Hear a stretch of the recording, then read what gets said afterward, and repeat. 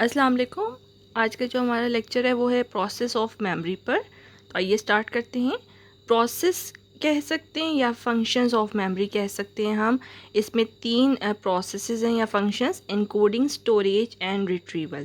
तो सबसे पहले हम देखते हैं कि एनकोडिंग क्या होता है। एनकोडिंग एक एक्टिव प्रोसेस है और जो कुछ भी आपके इन्वायरमेंट में मौजूद है, आपके सेंस ऑर्गन ने जो रिसीव किया वो इन्फॉर्मेशन दिमाग में जाके आपके रजिस्टर होती है, आपके दिमाग में किसी फॉर्म में वो रिप्रेजेंट होती है। तो एक इनिशियली रिकॉर्ड होती है इंफॉर्मेशन आपके दिमाग में। तो सिंपल परसीविंग ऑफ इंफॉर्मेशन कह सकते हैं कि मेमोरी सिस्टम में हमारे वो इंफॉर्मेशन जाके रजिस्टर हो रही है। यहाँ पे ये बात बतानी बहुत ज़रूरी है कि आपका दिमाग जो है वो एक स्पेसिफ़िक लैंग्वेज समझ सकता है। जैसे अगर आपने कोई साउंड सुनी, आपके ईयर ने तो साउंड को रिसीव किया, लेकिन आपका दिमाग साउंड को नहीं समझता। आपका दिमाग जिस फॉर्म में इंफॉर्मेशन को समझता है वो नर्व इम्पल्स की फॉर्म है।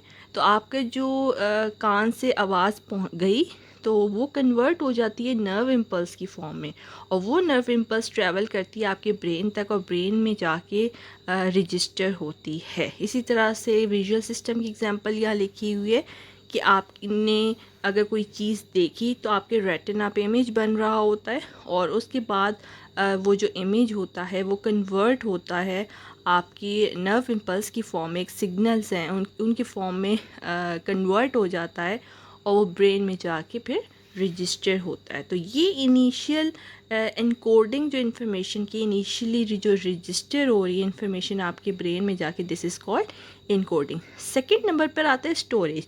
अब जो इन्फॉर्मेशन रजिस्टर हुई है उसको हमने महफूज भी रखना है, स्टोर भी रखना है। स्टोर रखने का मकसद ये है कि जब हमें रिक्वायर्ड हो वो इन्फॉर्मेशन तो हम वो रिकॉल कर सकें।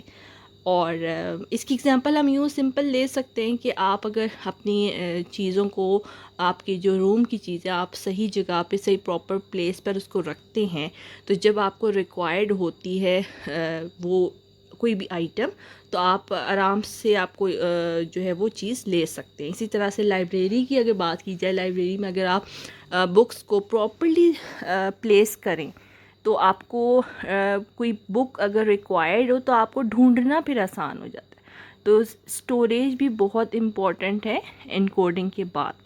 देन रिट्रीवल, वो इन्फॉर्मेशन जो इनकोड हुई देन स्टोर हुई, तो जब ज़रूरत पड़ती है तो आप उस इन्फॉर्मेशन को रिकॉल करते हैं, दिस इज़ कॉल्ड रिट्रीवल। तो ये तीनों प्रोसेस जो हैं वो एक दूसरे के साथ इंटरलिंक्ड है। अगर इनकोडिंग अच्छी नहीं होगी तो स्टोरेज भी ठीक नहीं, स्टोरेज ठीक नहीं तो रिट्रीवल या रिकॉल भी ठीक नहीं है। और इसी के साथ साथ जो है वो यूँ भी कहा जा सकता है कि ज़्यादा जो है वो डिपेंड करती है आपकी मेमोरी रिट्रीवल के ऊपर, इस हवाले से कि एनकोडिंग और स्टोरेज अगर हो जाए और एक इंसान जो है वो किसी भी वजह से कोई इन्फॉर्मेशन रिकॉल नहीं कर पा रहा, तो फिर इसका मतलब है कि उसकी मेमोरी अच्छी नहीं है। बेशक कि उसके दिमाग में वो चीज़ स्टोर अच्छे से, लेकिन कोई भी वजह हो सकती है जिस हवाले से वो इन्फॉर्मेशन को रिकॉल नहीं कर पा रहा। इसमें हम जब आगे जाके आगे लेक्चर्स होंगे तो उसमें आप देखेंगे फॉरगेटिंग का कॉन्सेप्ट आएगा।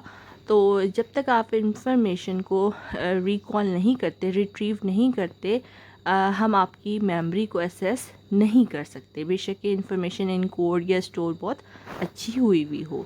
अच्छा, ये तीन प्रोसेस जो मेमोरी के हैं ना, हम इसको कंपेयर कर सकते हैं कंप्यूटर के फंक्शन के साथ। जैसे कीबोर्ड होता है, डिस्क एंड स्क्रीन। अब कीबोर्ड एनकोडिंग का काम कर रहा है, जैसे आप कीबोर्ड से जो है वो लेटर्स टाइप करते हैं, फिर कोई भी डॉक्यूमेंट आपने बनाया वो स्पेसिफ़िक फ़ोल्डर में या स्पेसिफ़िक डिस्क यहाँ लिखा हुआ है वहाँ पे आप उसको स्टोर करते हैं। अगर आपने चीज़ टाइप सही नहीं की, एनकोड ठीक नहीं हुई, तो स्टोर भी डेफिनेटली ठीक नहीं होगी, और स्टोर ठीक नहीं होगी तो जब आपको रिक्वायर्ड होगी वो चीज़ तो आपको ढूंढनी बड़ी मुश्किल हो जाएगी। तो यहाँ पे ज़रूरी ये है कि आप इनिशियली जो इनकोड कर रहे हैं, जो भी डॉक्यूमेंट बना रहे हैं जैसे, तो आप उसको सही से बनाएं। देन प्रॉपर फोल्डर बना के या उसको प्रॉपर उसका नाम दें डॉक्यूमेंट को, और उसको फिर स्टोर करें।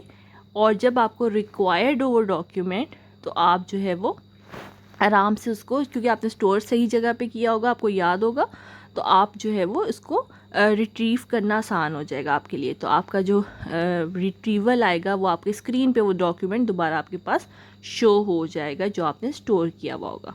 तो keyboard, disk and screen, initial recording का काम कीबोर्ड कर रहा है। इंफॉर्मेशन स्टोरेज का जो काम है फॉर फ्यूचर यूज़ वो डिस्क की एग्जांपल लिखी हुई है यहाँ पे। एंड देन स्क्रीन पे आप जो भी इंफॉर्मेशन स्टोर्ड है वो रिकवर कर सकते हैं और आपके पास शो हो जाएगी। तो उम्मीद है आप लोगों को मेमोरी का प्रोसेस, जिसको फंक्शंस ऑफ मेमोरी भी कहा जाता है, वो बहुत अच्छे से समझ आ गया होगा और इसका कंपैरिजन भी आपको समझ आ गया होगा कि कंप्यूटर के साथ, कंप्यूटर के फंक्शन के साथ इसका क्या कंपैरिजन है। नेक्स्ट लेक्चर जो होगा हमारा वो है आपका मेमोरी की टाइप्स पर। तो तब तक के लिए अल्लाह हाफिज़।